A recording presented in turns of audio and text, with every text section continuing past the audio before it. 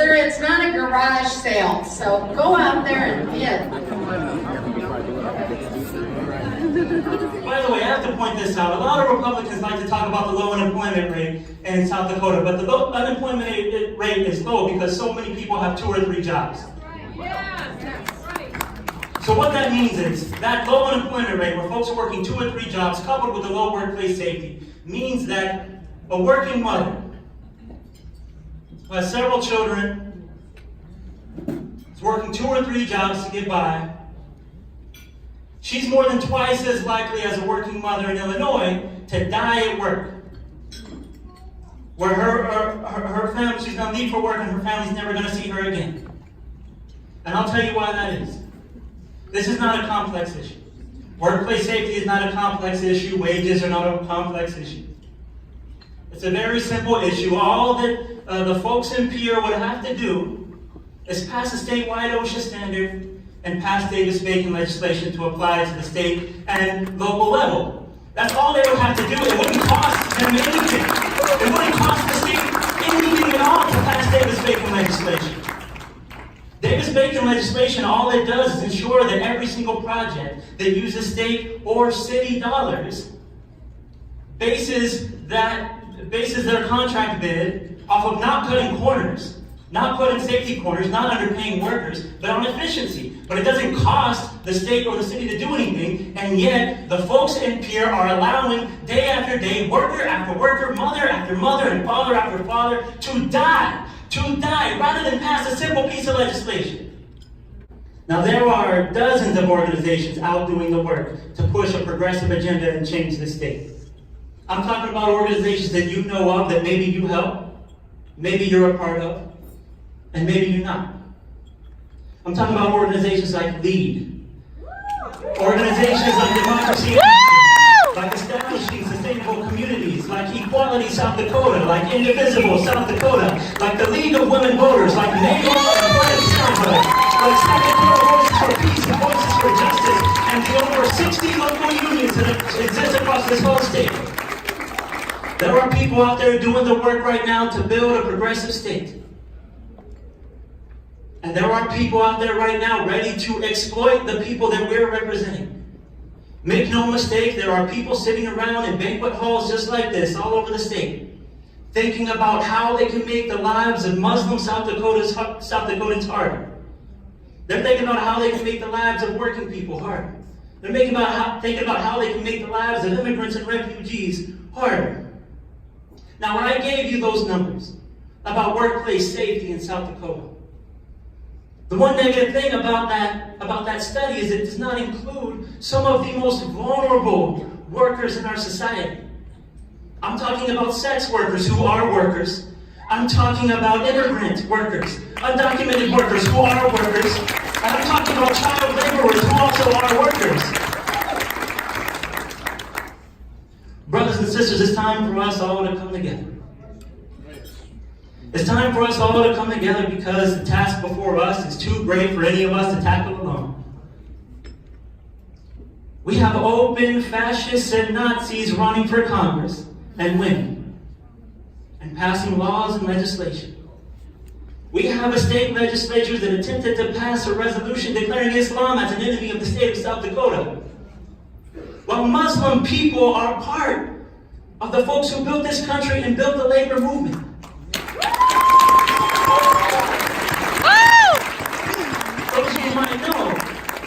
Some might not know that every single union within the AFL-CIO, nearly every single union within the AFL-CIO, was founded by immigrants and refugees who came over here and were overworked, underpaid, treated very poorly.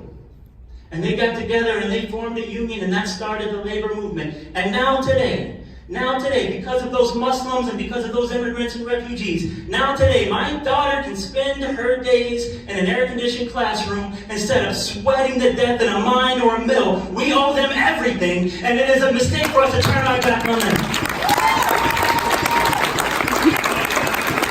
Now look, that giant is looking down on us, and that giant is trying to make our lives harder every single day. But there's a whole lot of Davids in here that are ready to pick up a sling that we in the labor movement call call unity, and a rock that the labor movement calls solidarity, and knock that giant the hell out. Thank you very much.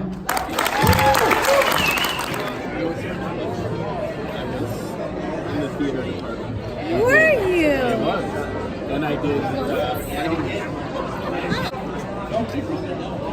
like the white guys in my college. They were cool. They took me to the little walkway on top of the stage. They got you speaking right.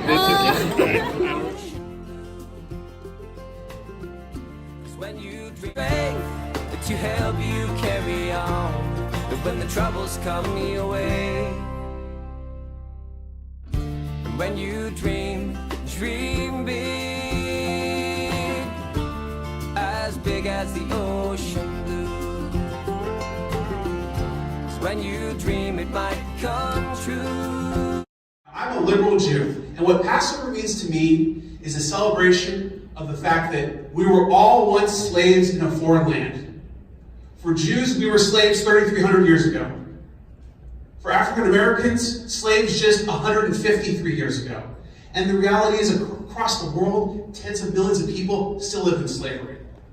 And the fact that this white supremacist killed more people and incited more hate on the last day of Passover requires us to harness every ounce of will and audacity to say no more. We will not stop calling this out, no matter how uncomfortable, no matter how unhappy, no matter how unpleasant.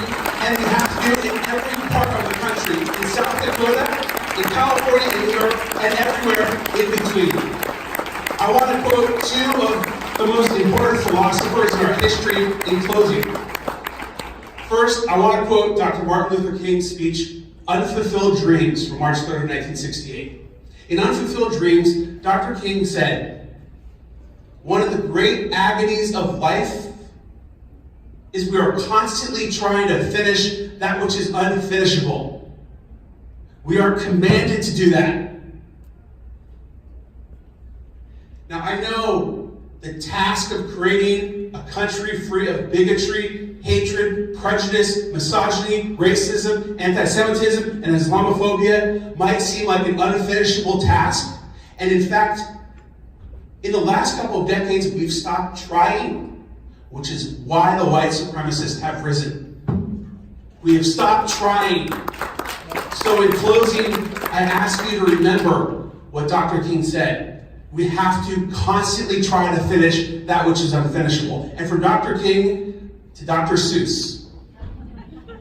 Dr. Seuss said, unless someone like you cares a whole awful lot, nothing is going to change. It's not.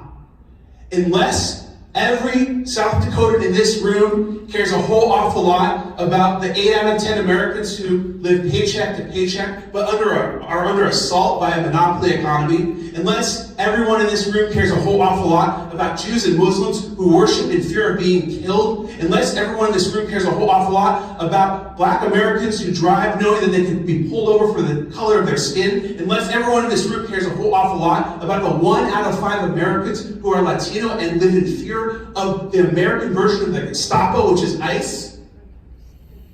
Unless everyone in this room cares a whole awful lot about the attack on women's dominion over their bodies. Unless everyone in this room cares a whole awful lot about our friends in the LGBTQIA community, nothing is going to change. It's not. And so, in closing, I ask you, if you are going to care a whole awful lot, stand up. Unless someone like you cares a whole awful lot, nothing is going to change. It's not. We are counting on you to care a whole awful lot. From California to New York and everywhere in between, it has to occur in South Dakota. Thank you very much.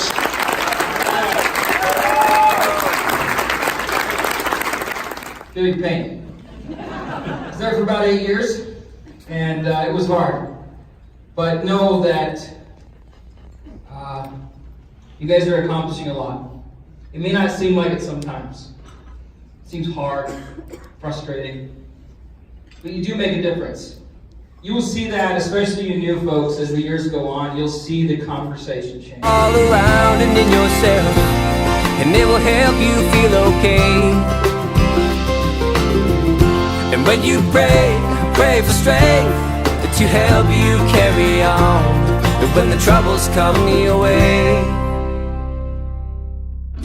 And when you dream, dream big, as big as the ocean.